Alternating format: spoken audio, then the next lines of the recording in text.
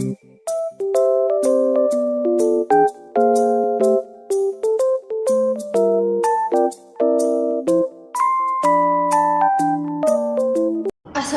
warahmatullahi wabarakatuh. Salam sejahtera untuk kita semua. Sebelumnya, perkenalkan saya atas nama Asmaridawati dan saya Nada Paradisa. Nah, di video kali ini kami akan menjelaskan mengenai produk pengolahan susu. Nah, teman-teman pasti penasaran kan bagaimana cara pengolahan dari produk susu ini? Jika teman-teman penasaran tentang materi ini, mari simak video ini sampai habis ya. Oke, yang pertama itu ada pentingnya susu sebagai sumber gizi yang kaya dan beragam. Susu merupakan bahan makanan yang bernilai gizi tinggi yang diperoleh dari hasil pemeliharaan hewan seperti sapi, kerbau, kuda, kambing, dan unta. Komponen penting dalam air susu adalah protein, lemak, vitamin, dan mineral, laktosa, serta enzim-enzim yang beberapa jenis mikroba yang bermanfaat bagi kesehatan sebagai probiotik. Susu mengandung beragam nutrisi penting yang mampu menjaga organ tubuh tetap berfungsi dengan baik dan melindungi tubuh dari serangan penyakit. Untuk menunjang tumbuh kembang, konsumsi susu secara rutin dianjurkan sejak masa kanak-kanak.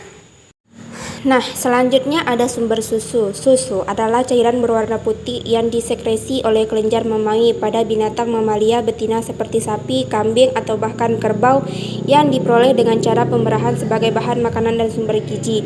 Nah, jadi ada beberapa sumber susu itu. Yang pertama dari sapi, kambing, kerbau, unta, dan susu kedelai.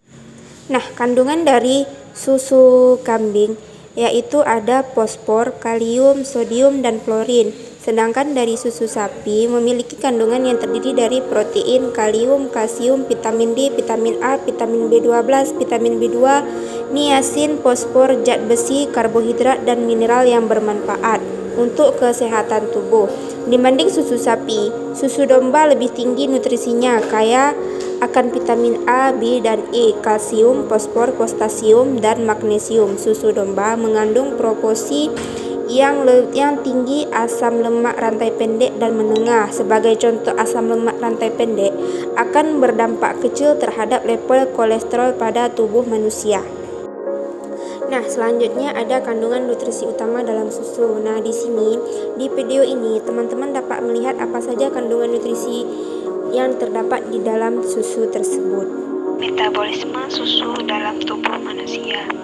Susu disebut sebagai bahan makanan yang sempurna, memiliki nilai gizi yang tinggi dan lengkap.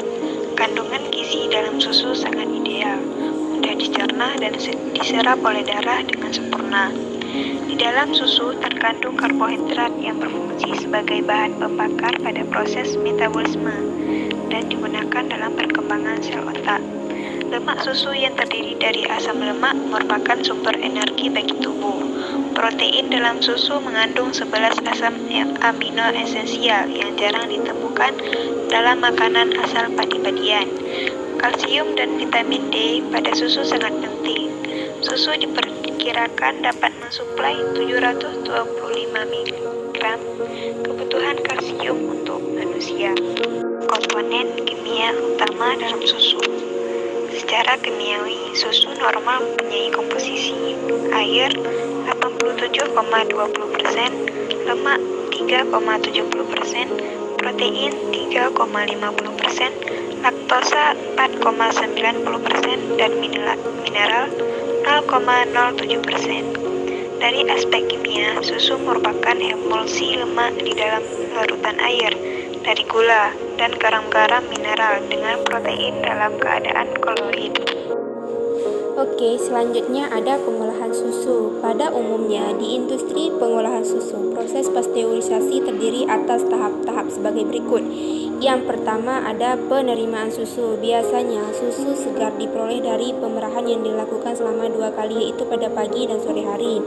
Kemudian ada pemanasan dan pencampuran. Tahap ini diperlukan untuk menyeragamkan susu dan panas dicampur bahan lain seperti gula atau perasa atau pewarna makanan dengan cara dimasukkan ke dalam tangki yang berpengaduk dan dapat diatur suhunya. Kemudian ada homogenisasi. Tujuan utama proses homogenisasi adalah pengolahan susu untuk memecahkan butiran-butiran lemak yang sebelumnya berukuran 5 mikron menjadi 2 mikron atau kurang.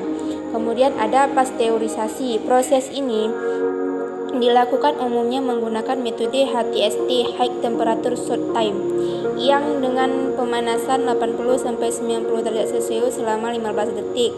Kemudian ada pendinginan. Proses pendinginan dilakukan untuk menurunkan suhu secara cepat dari suhu 80-90 derajat Celcius menjadi 5-10 derajat Celcius. Kemudian ada pengemasan. Nah, pada tahap terakhir ini, dari plate cooler, susu dialirkan ke tangki penampungan akhir yang biasanya diletakkan pada tempat yang tinggi sekitar 3 meter dari lantai.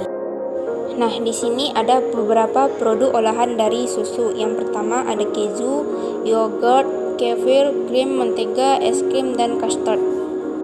Selanjutnya, ada manfaat dari mengkonsumsi susu bagi kesehatan. Yang pertama, untuk tumbuh kembang anak. Yang kedua, menjaga kesehatan tulang. Yang ketiga, menjaga kesehatan mata. Yang keempat, meningkatkan sistem kekebalan tubuh. Dan yang terakhir, meningkatkan kekuatan otot dan fungsi otak. Kesimpulan, susu adalah cairan berwarna putih yang disekresi oleh kelenjar mammae atau ambing pada binatang mamalia betina seperti sapi, kambing, atau bahkan kerbau yang diperoleh dengan cara pemerahan sebagai bahan makanan dan sumber gizi. Susu mengandung protein hewani yang dapat meningkatkan kemampuan kognitif dan intelektual. Kandungan vitamin B12, asam lemak, B6, dan B9 penting untuk kinerja saraf di otak, sehingga bisa berfungsi secara maksimal.